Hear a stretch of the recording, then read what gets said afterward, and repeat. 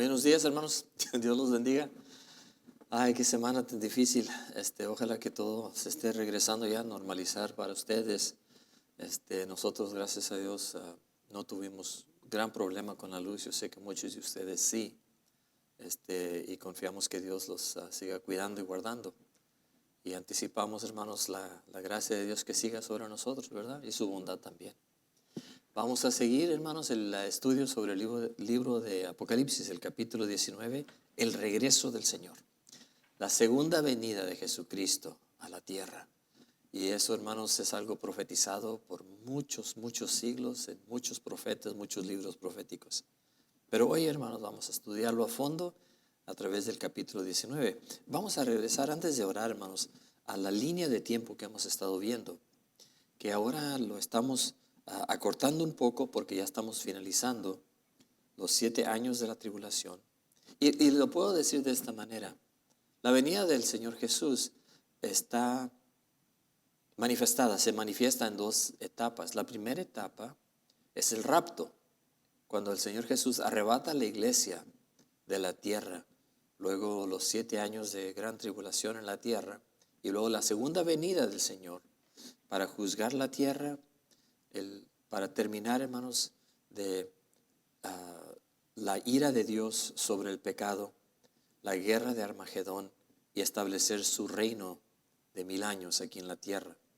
Eso es lo que vamos a ver en parte hoy. Después de esto, hermanos, viene el juicio del gran trono blanco. Vamos a estudiar más sobre el lago de fuego y culmina, hermanos, en una nueva creación. La Biblia le llama nuevos cielos y nueva tierra. Y 3 cosas que vamos a ver en el libro de Apocalipsis capítulo 19. El primer tema que vemos, hermanos, es un gran regocijo en el cielo por el juicio de Babilonia o la salvación que viene. Vemos la justicia de Dios y la invitación a la cena de bodas. Luego, la segunda venida del Señor con gran gloria y gran poder. Y luego al final, la destrucción final en la guerra de Armagedón. Y la bestia y el falso profeta son capturados y arrojados al lago de fuego. Bueno, vamos a orar y damos principio. Padre eterno, te doy gracias que nos has cuidado durante este tiempo tan difícil aquí. Te doy gracias, Padre, porque hoy podemos otra vez juntarnos, leer tu palabra y recibir revelación. Tú eres tan fiel siempre, Señor, para estar con nosotros, nunca dejarnos y siempre suplir. Y ahorita pedimos revelación del Espíritu Santo. Te pido, Padre, que nos enseñes las cosas por venir como lo has prometido. Y danos un corazón para obedecerte, para vivir una vida, Señor, que a ti te vaya a agradar. En el nombre fuerte de Jesús oramos. Amén. Amén y amén. Apocalipsis 19, primer versículo. Después de esto oí una gran voz de gran multitud en el cielo que decía: Aleluya, salvación y honra y gloria y poder son del Señor Dios nuestro, porque sus juicios son verdaderos y justos, pues ha juzgado a la gran ramera que ha corrompido a la tierra con su fornicación, y ha vengado la sangre de sus siervos de la mano de ella. Otra vez dijeron: Aleluya. Y el humo de ella sube por los siglos de los siglos. Y los 24 ancianos que representan la iglesia, también, hermanos, los redimidos, y los 4 seres vivientes se postraron en tierra y adoraron a Dios, que estaba sentado en el trono, y decían: Amén, aleluya.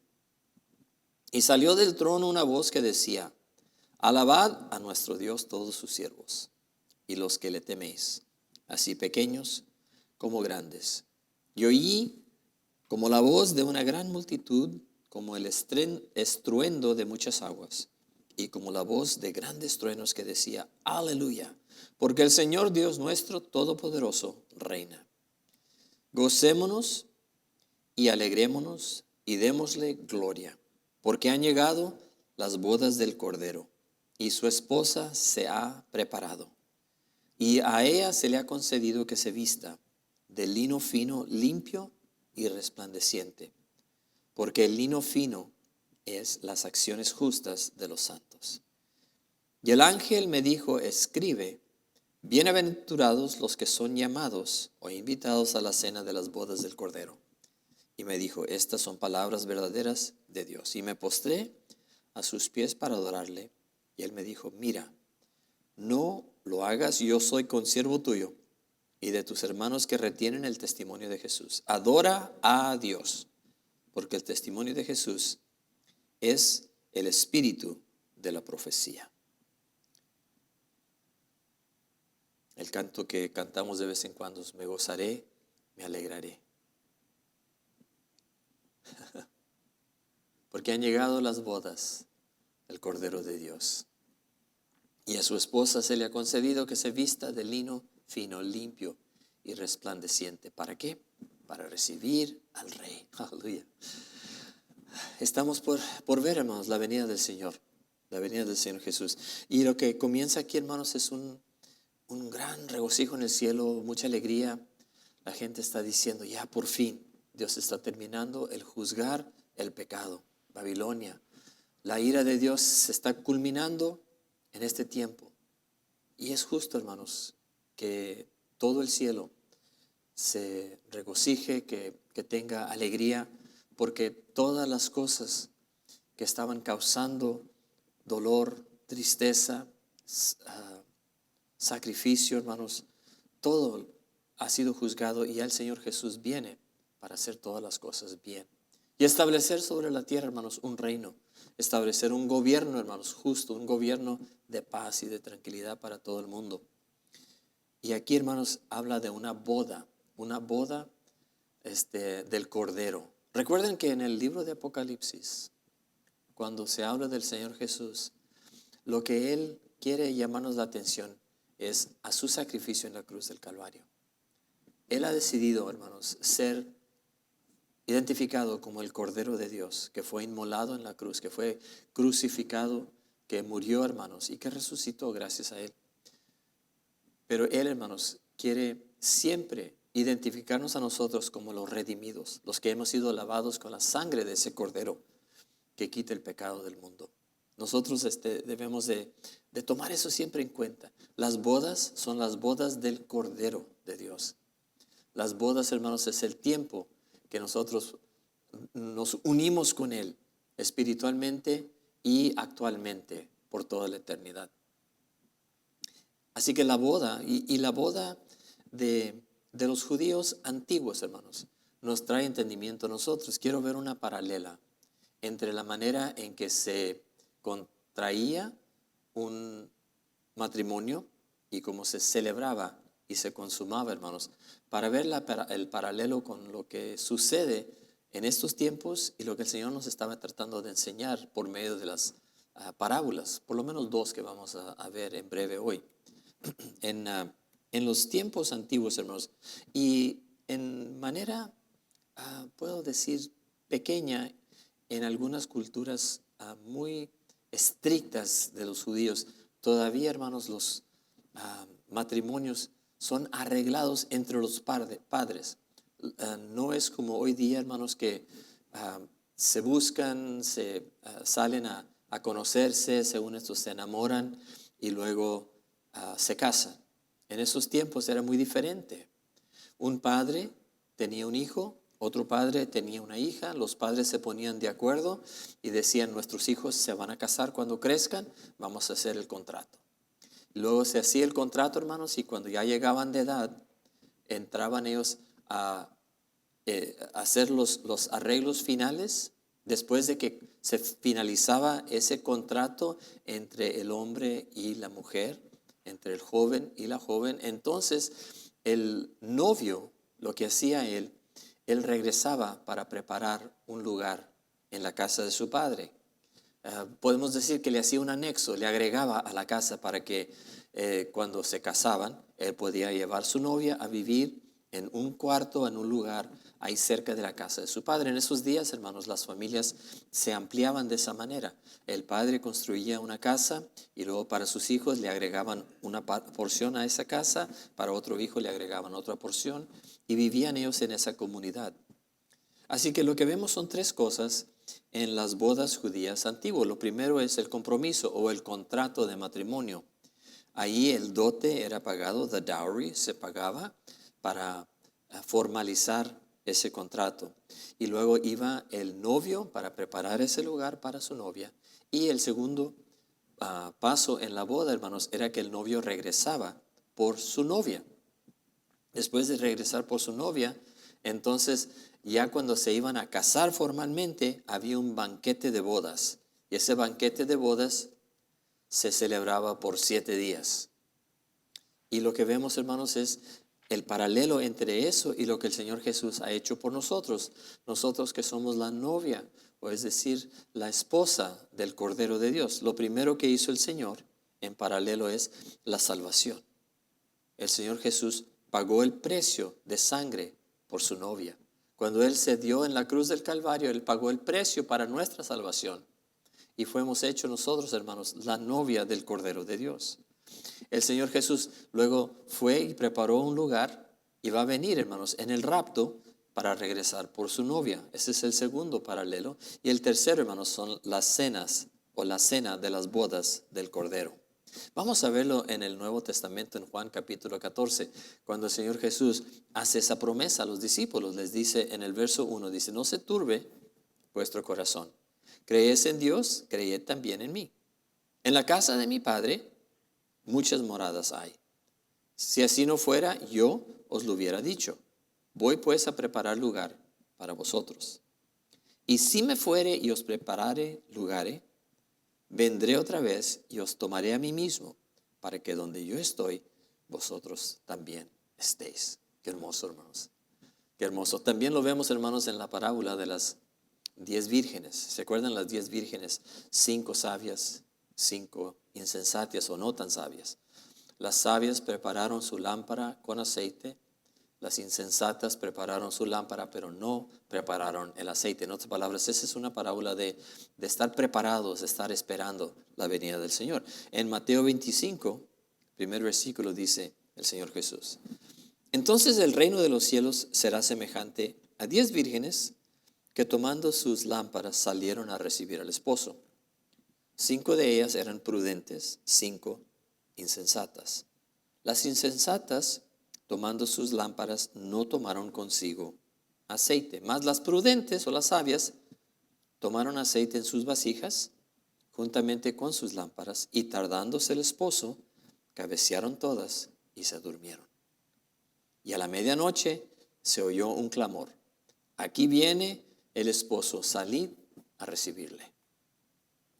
En esta parábola el Señor está hablándonos a nosotros como iglesia, hermanos, para prepararnos, para estar listos, esperando la venida del Señor.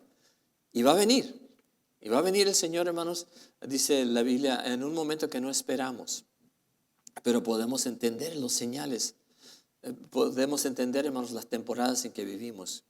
Y una de las cosas tan seguras es que el Señor Jesús va a venir y Él va a arrebatar a su iglesia. Y va a entrar el tiempo de la tribulación y luego va a venir la segunda vez, hermanos. La segunda venida del Señor sí está revelada en 2 etapas. Primero el rapto y luego la segunda venida cuando Él viene a establecer su reino. Y lo vemos en parte, hermanos, en ciertos versos en la Biblia, que en la manera que Él fue arrebatado, es decir, que el Señor Jesús fue recibido en el cielo en una nube, de esa misma manera va a regresar. Vamos a verlo en Hechos, el primer capítulo de Hechos. En la segunda venida del Señor, el verso 11 de Hechos, cuando el Señor estaba con los discípulos en el monte de Olivos. En ese monte, hermanos, empezó Él a levantarse de la tierra, y la Biblia dice que una nube lo recibió. Y los ángeles que estaban ahí al lado, dice, los cuales también dijeron: varones galileos, ¿por qué estáis mirando al cielo? Los discípulos vieron al Señor Jesús levantarse y desaparecer en esa nube,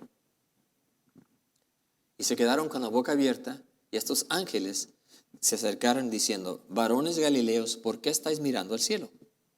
Este mismo Jesús que ha sido tomado de vosotros al cielo, así vendrá como lo habéis visto ir al cielo. De la manera que Él fue levantado, de esa misma manera va a regresar. En Hechos 1:9 dice, habiendo dicho el Señor Jesús estas cosas, viéndolo ellos, fue alzado y le recibió una nube que lo ocultó de sus ojos. Él fue recibido por una nube, Él va a regresar en las nubes. Y en el lugar en que Él fue levantado, en el Monte de Olivos, en ese mismo lugar el Señor Jesús va a regresar. Él va a regresar, hermanos, no a los Estados Unidos, no a Rusia, no a Sudamérica, a Centroamérica, no. Él va a regresar a Jerusalén, al Monte de Olivos, hermanos. Eso lo vemos en Zacarías, el capítulo 14. El verso 4 dice lo siguiente, dice, se afirmarán sus pies, los pies de Jesús, en aquel día, sobre el Monte de los Olivos, que está enfrente de Jerusalén al oriente. Y el Monte de los Olivos se partirá por en medio, hacia el oriente y hacia el occidente, haciendo un valle muy grande, y la mitad del monte se apartará hacia el norte y la otra mitad hacia el sur. Así que cuando el Señor regrese, Él va a regresar, hermanos, de la misma manera que Él salió o fue levantado al cielo, Él va a regresar al cielo. Fue arrebatado, hermanos, y fue recibido por una nube, Él va a regresar en las nubes. Y va a regresar al mismo lugar, hermanos, donde Él fue llevado, al Monte de los Olivos. En Tito, hermanos, el capítulo 2, versículo 13, dice que nosotros estamos aguardando la esperanza bienaventurada y la manifestación gloriosa de nuestro gran Dios y Salvador, Jesucristo. Así que Él va a venir, hermanos, en una forma física. Él va a venir no en una forma espiritual, sino que físicamente Él va a regresar. Y va a regresar a Israel. Y ahí en Israel Él va a destruir, hermanos, los que se van a oponer a Él. Ahorita vamos a ver. Los que se oponen a Él, hermanos, es el anticristo, el falso profeta, las naciones, hermanos, que se están reuniendo, que estuvimos estudiando en semanas pasadas, que se reúnen en el valle de Armagedón. Y de ahí, hermanos, van a venir a Jerusalén y allí entrar en batalla. Y vamos a ver el resultado de esa batalla. El verso 11. Dice, entonces vi el cielo abierto y he aquí un caballo blanco. Y el que lo montaba se llamaba Fiel y Verdadero. Y con justicia juzga y pelea.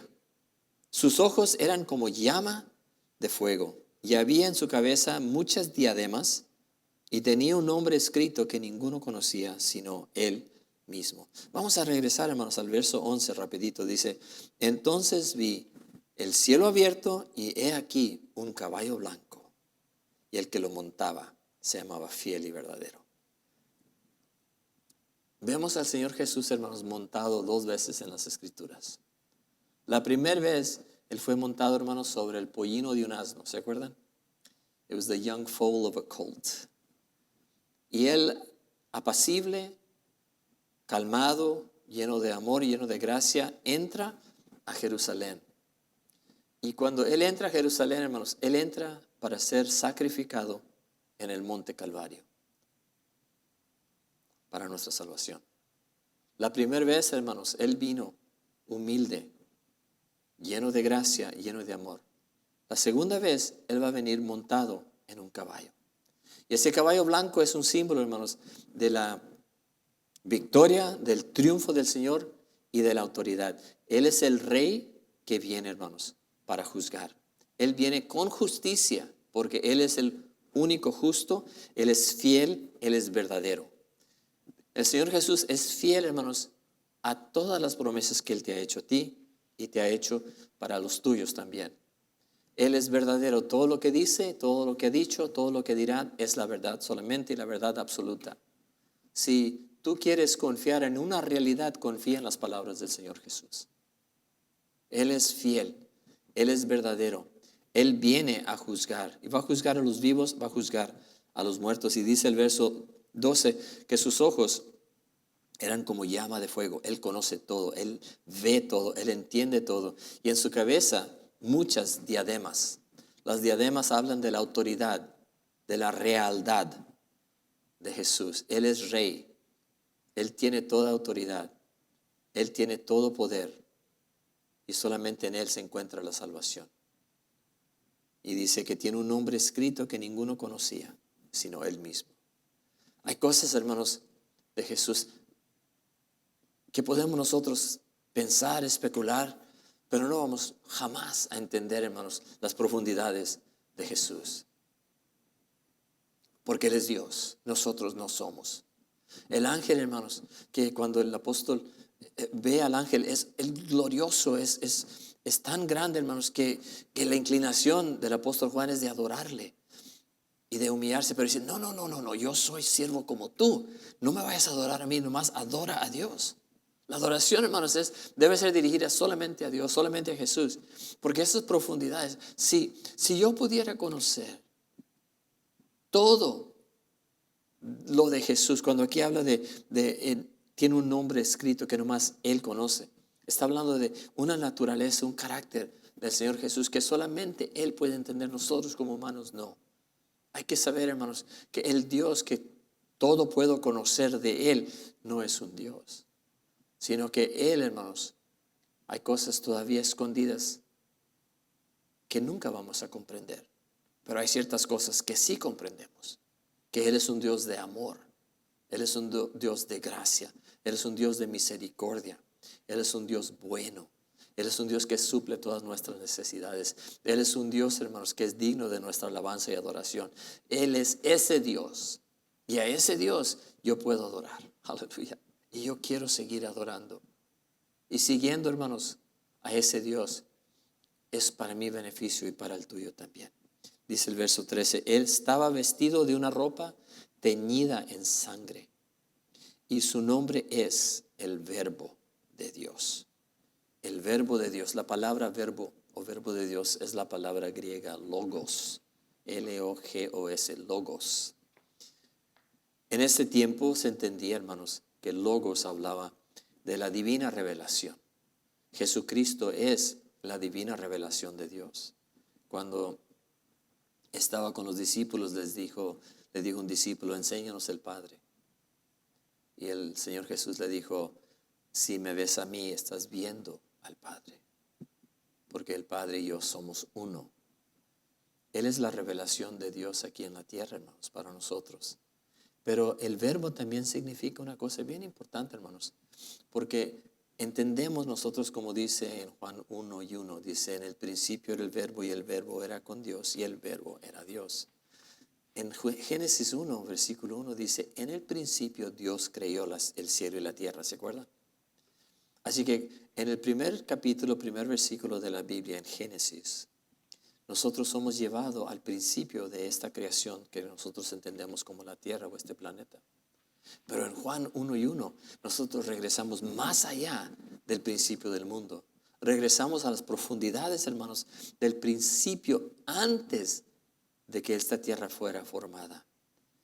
Cuando se revela a Dios como el Verbo, la palabra de Dios, que es Dios.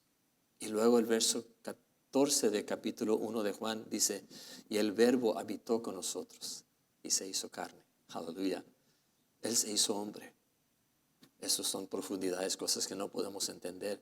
Él es, como dice el verso 16, Rey de reyes, Señor de señores. Rey de reyes, Señor de señores. En el Antiguo Testamento, hablando de la venida del Señor, dice, es un día grande y terrible. Es un día grande y terrible. Es un día maravilloso, lleno de maravillas, pero es un día también asombroso. Y aquí vemos parte de ese asombro, parte, hermanos, de lo terrible de la venida del Señor Jesús. Para el que lo ha recibido como Señor y Salvador, somos protegidos en Él, somos cuidados en Él. Y nosotros venimos, hermanos, con Él, montados también, hermanos, en caballos. Cuando el Señor regresa con sus ejércitos. Y venimos nosotros para conquistar juntamente con Él. Y eventualmente, hermanos, como reyes y como sacerdotes, para reinar en esta tierra en esos 1000 años, juntamente con el Señor. Así que estamos nosotros protegidos en Cristo Jesús, en ese gran día del Señor. Pero los que han endurecido el corazón, se han rebelado en contra de Él, A través de tantas invitaciones, tantas veces que el Señor nos llama a arrepentirnos, a acercarnos a Él. Para esas personas va a ser un día terrible, un día temible, un día asombroso. Y es lo que vemos en estos tiempos, en estos últimos versículos que vamos a leer. Vamos a entrar, hermanos, en ellos y hacerlo con un corazón sobrio, un corazón buscando, hermanos, entendimiento y compasión.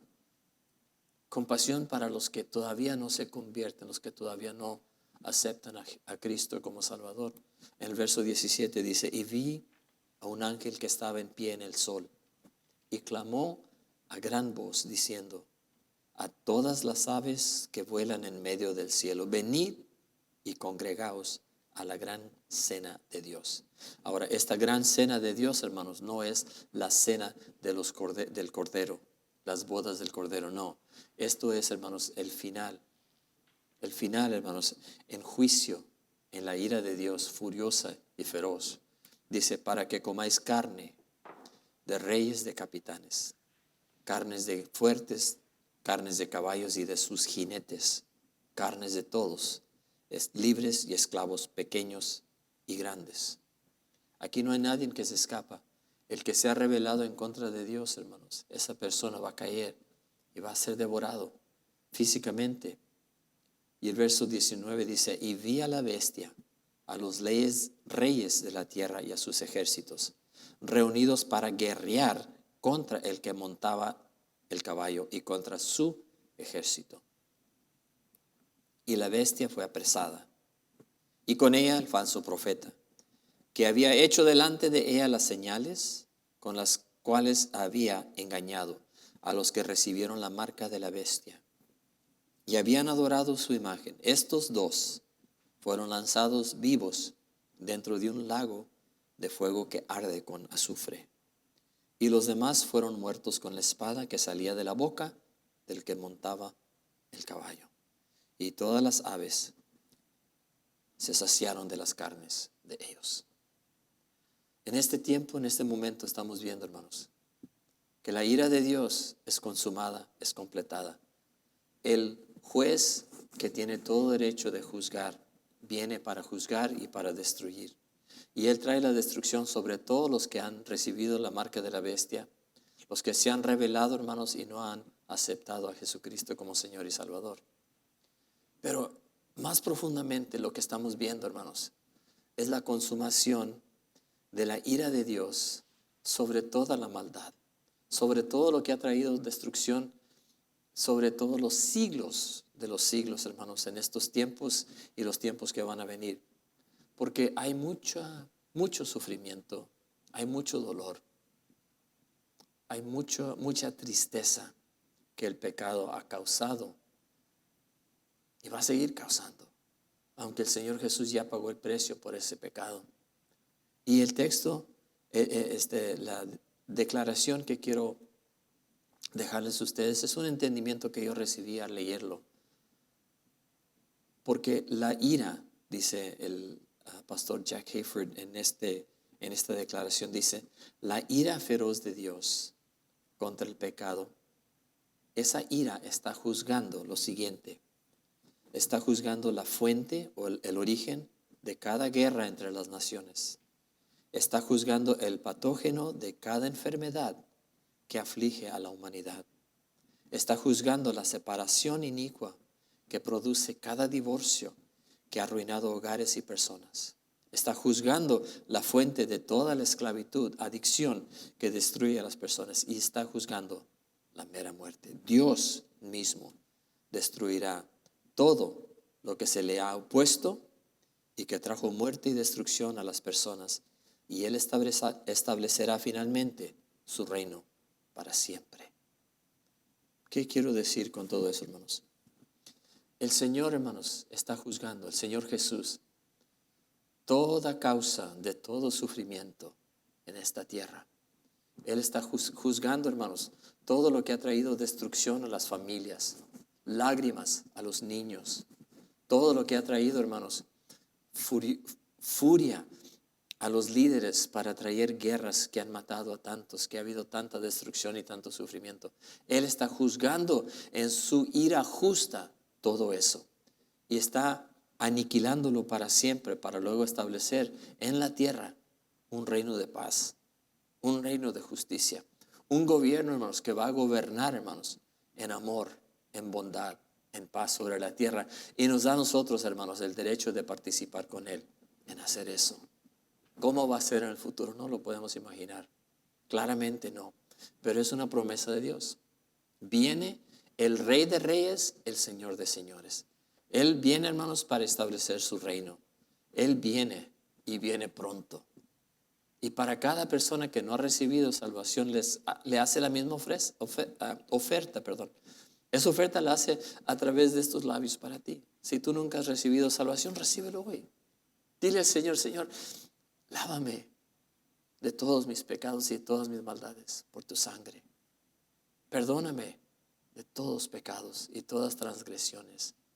Yo te recibo en mi vida como Señor, como Salvador. Hazlo. Sé salvo en Él. Sé protegido. Y ni una de estas cosas que yo estoy leyendo aquí te van a suceder a ti. Porque las promesas de Él son fieles y son verdaderas. Así que recibe al Señor en este momento. Una oración sencilla diciéndole al Señor, perdóname mis pecados. Yo reconozco que eres el Hijo de Dios, que tú moriste en la cruz para salvarme, para perdonarme. Yo recibo tu perdón en este momento. Yo declaro que eres Rey, que eres Señor. Gracias por salvarme. Gracias. Eternamente te quiero servir desde hoy en adelante. Dame fuerza para vivir de una manera que te va a agradar a ti. Espíritu Santo, lléname. Te recibo también en mi vida. Amén. Amén y amén. El Señor viene pronto, hermanos. Aleluya. El Señor viene pronto. Nos va a arrebatar. Son tiempos gloriosos que están adelante. Ojalá que en este tiempo han preparado ya los elementos. Vamos a tomar la Santa Cena.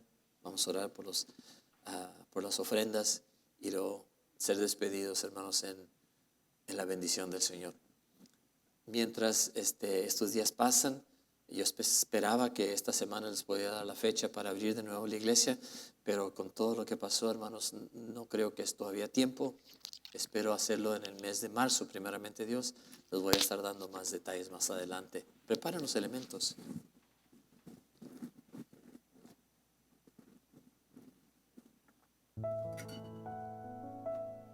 Thank you, Lord. El apóstol Pablo, en 1 Corintios, ustedes ya para ahorita lo tienen memorizado. Él dice, porque yo recibí del Señor lo que también os he enseñado. Que el Señor Jesús, la noche que fue entregado, tomó pan. Y habiendo dado gracias, lo partió. Y dijo, tomad, comed. Esto es mi cuerpo que por vosotros es partido.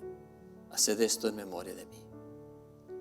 De la misma manera, después de haber cenado, tomó la copa, diciendo, esta copa es el nuevo pacto en mi sangre. Haced esto todas las veces que la bebieres en memoria de mí. Porque todas las veces que comieres este pan y bebieres esta copa, la muerte del Señor anunciáis hasta que Él venga. Ahí tomando el pan y bebiendo la copa, tú mismo estás declarando y anunciando que el Señor murió por tus pecados, que Él fue sepultado y resucitó al tercer día, que Él ascendió al cielo y que un día Él va a regresar. Aleluya. Hermanos, coman el pan, beban la copa.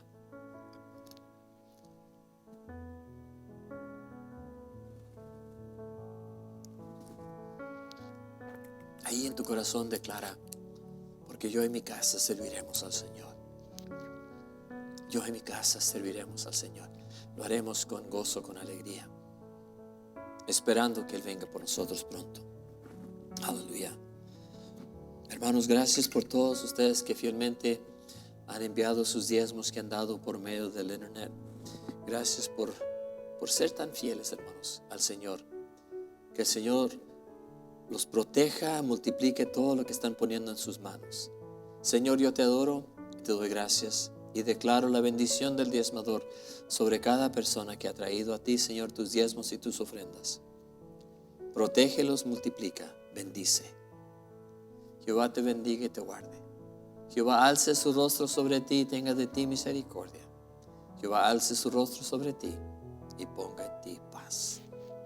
Aleluya. Dios los guarde y los protege, hermanos. Les amamos y los veremos pronto. Amén.